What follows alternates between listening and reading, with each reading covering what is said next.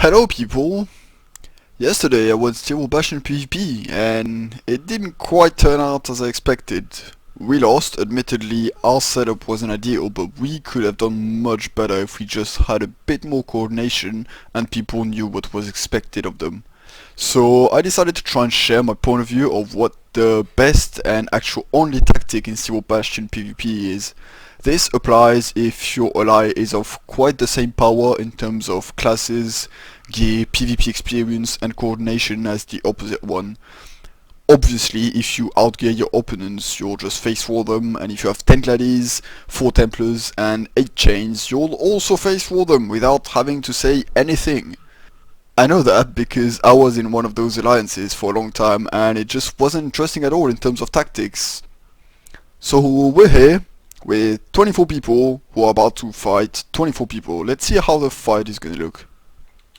At the start, you're either gonna be a snake or a blob. If you're a snake, you should probably temporize for a couple of seconds so everyone can get close to each other. You'll end up with pretty much a setup like this. In blue is your alliance, in red is the enemy. As you start, you'll have basically the front line and the back line. The front line will be all melee classes, Templars, Gladies, Aesthetics and Assassins. The back line will be your ranged DPS and your healers. Now your aim is to get rid of their clerics obviously, but you can't just rush through there. You're gonna die for sure by just their frontline AoEs and their ranged DPS switching to you as you're the biggest threat right now. You need to take care of their frontline first, so their plates essentially. It may seem like a complicated task, but it's much easier than it looks if you have the correct focus and coordination.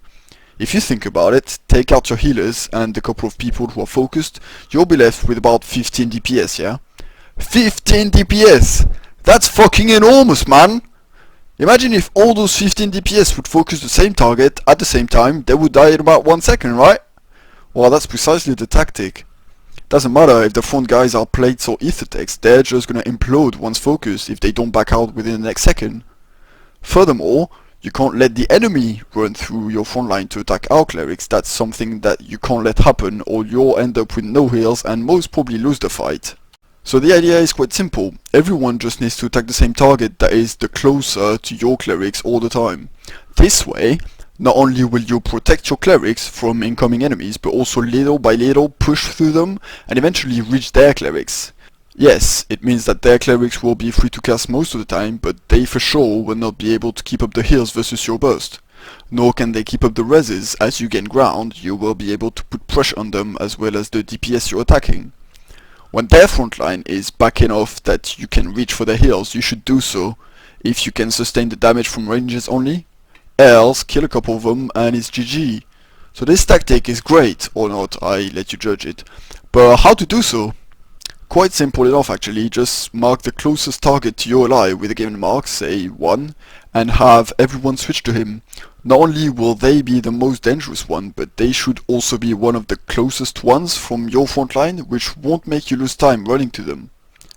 Now it may be the case that they back out and manage to kite to their clerics, be it because your ally slacked a bit on switching target or because their cleric, chanter or templar use some defensive CDs.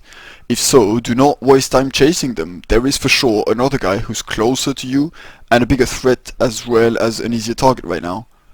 Your ranges can decide to keep going for the previous one for a couple seconds. If it doesn't work out, have them switch to your target as well.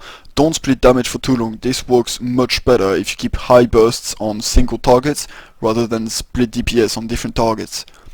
This requires you to have one guy to mark and call all the time, keep switching the mark if the target is dead or out of range, as well as a couple of other people ready to step in if that person dies. It also requires everyone, without exception, to be able to switch target to a given mark in a split second. So make sure everyone in your ally has an easy and accessible bind for the mark you'll use, one here. As you advance forward in the fight, healers and rangers will also need to move and follow you to stay in range.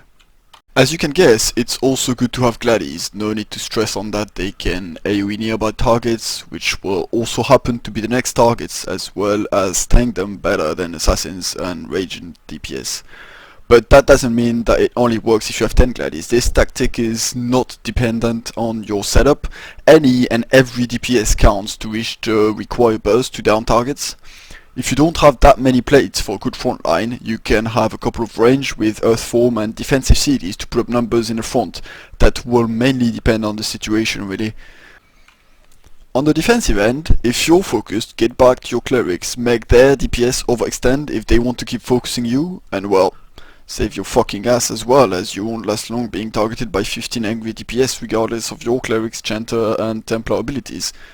When they overextend, they're the ones who are more vulnerable, out of range of clerics, a longer way to kite back from your backline.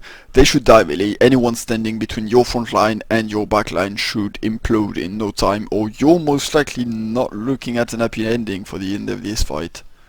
So watch out for this. Do get back if you're focused, and if they switch targets, you're good to get back in. Everyone needs to trust each other for this. People in the front line won't rush if they're not sure their heal will support them. If you want the place to run in first, you need to give them some fucking protection, really. So do stay in range and use defensive CDs when your front line rushes in, and do also stay focused to switch targets whenever needed as a DPS. Hopefully I convinced you of the great advantages this tactic offers. There are obviously adjustments that can be made depending on your setup, the opposite team setup and the situation itself. However, I do believe this is the best tactic for SWB PvP.